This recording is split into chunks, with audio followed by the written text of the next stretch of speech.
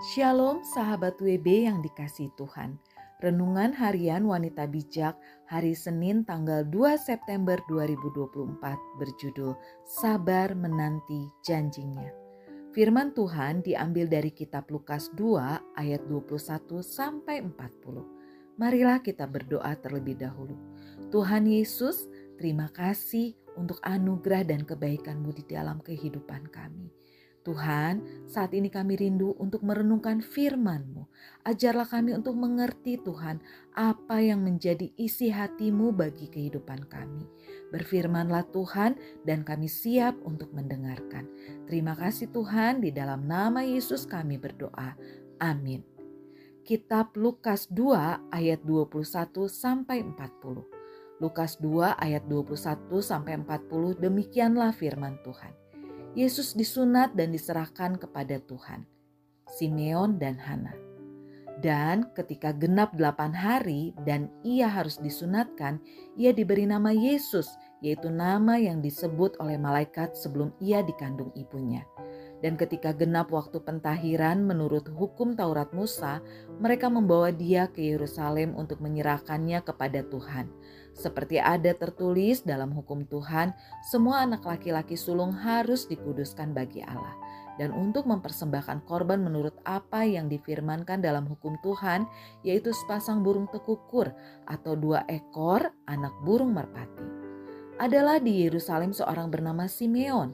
Ia seorang yang benar dan saleh yang menantikan penghiburan bagi Israel. Roh Kudus ada di atasnya dan kepadanya telah dinyatakan oleh Roh Kudus bahwa ia tidak akan mati sebelum ia melihat Mesias, yaitu Dia yang diurapi Tuhan. Ia datang ke bait Allah oleh Roh Kudus. Ketika Yesus, anak itu dibawa masuk oleh orang tuanya untuk melakukan kepadanya apa yang ditentukan hukum Taurat, ia menyambut anak itu dan menatangnya sambil memuji Allah. Katanya, "Sekarang Tuhan, biarkanlah hamba-Mu ini pergi dalam damai sejahtera sesuai dengan firman-Mu. Sebab mataku telah melihat keselamatan yang daripada-Mu, yang telah Engkau sediakan di hadapan segala bangsa, yaitu terang yang menjadi penyataan bagi bangsa-bangsa lain dan menjadi kemuliaan bagi umat-Mu Israel." Dan bapa serta ibunya amat heran akan segala apa yang dikatakan tentang dia. Lalu Simeon memberkati mereka dan berkata kepada Maria, ibu anak itu, "Sesungguhnya anak ini ditentukan untuk menjatuhkan atau membangkitkan banyak orang di Israel dan untuk menjadi suatu tanda yang menimbulkan perbantahan. Dan suatu pedang akan menembus jiwamu sendiri supaya menjadi nyata pikiran hati banyak orang." Lagi pula di situ ada Hana, seorang nabi perempuan, anak Fanuel dari suku Asyer. Ia sudah sangat lanjut umurnya. Sesudah kawin, ia hidup 7 tahun lamanya bersama suaminya.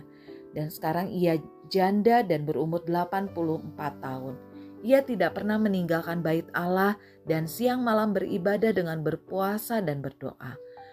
Dan pada ketika itu juga datanglah ia ke situ dan mengucap syukur kepada Allah dan berbicara tentang anak itu kepada semua orang yang menantikan kelepasan untuk Yerusalem. Dan setelah selesai semua yang harus dilakukan menurut hukum Tuhan, kembalilah mereka ke kota kediamannya, yaitu kota Nazaret di Galilea.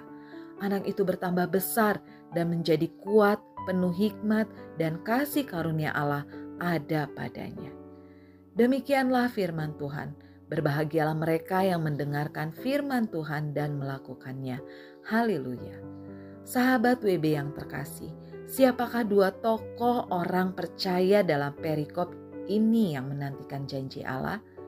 Dan menurut sahabat WB, apa yang membuat mereka tetap setia menanti penggenapan janji Allah? Lalu bagaimana respon sahabat WB terhadap janji dan rencana Allah atas hidupmu? Sahabat WB, Simeon dan Hana adalah orang-orang percaya yang telah lama menantikan penggenapan janji Allah akan kedatangan Mesias. Kedua orang ini pastilah melalui sebuah proses menantikan yang tidak mudah. Dalam sepanjang hidup kita pun pasti sering menjalani yang namanya proses menunggu.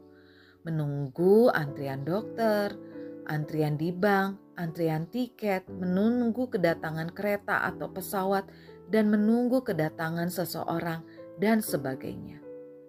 Sahabat WB, Dalam proses menunggu atau dalam masa penantian, umumnya yang orang biasa lakukan hanya bisa bersabar. Demikian halnya yang dilakukan Simeon dan Hana. Mereka menanti dengan sabar janji keselamatan yang telah dinubuatkan oleh para nabi terdahulu. Mereka berdoa dan menanti bertahun-tahun oleh karena mereka sangat percaya bahwa janji Tuhan pasti digenapi. Bagaimana dengan kita dalam proses menantikan janji Allah? Kita sadari di dunia ini banyak orang sering tidak menepati janji. Misalkan menunda dan tidak hadir tepat waktu dari waktu yang telah disepakati. Banyaknya kejadian penerbangan yang delay dan lainnya. Namun tidak demikian dengan Allah. Kita memiliki Allah yang setia akan perkataannya. Janji Tuhan adalah pasti tepat pada waktunya. Sahabat WB, bagi kita adalah sama seperti teladan Simeon dan Hana. Kita harus tetap setia dan sabar menanti dan menjalani prosesnya.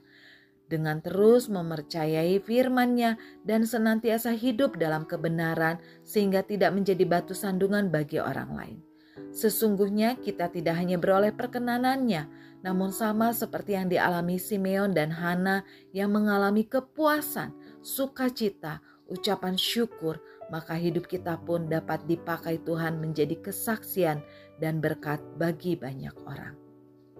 Sahabat WB, sebelum kita membagikan kepada rekan dalam kelompok pemuridan tentang berkat yang kita terima dan komitmen kita, mari kita berdoa. Tuhan, kami bersyukur punya Allah seperti Engkau. Engkau selalu menepati janji-Mu Tuhan. Dan Tuhan, ajarlah kami untuk sabar, setia dalam menjalani proses kehidupan yang kami hadapi. Kami mempercayai firman-Mu Tuhan yang menolong kami untuk kami dapat hidup dalam kebenaran-Mu. Terima kasih Tuhan untuk semua kebaikan-Mu. Terpujilah nama-Mu, di dalam nama Yesus kami berdoa. Amin. Tuhan memakai hidup orang-orang percaya yang setia dan sabar menantikan penggenapan janji-Nya.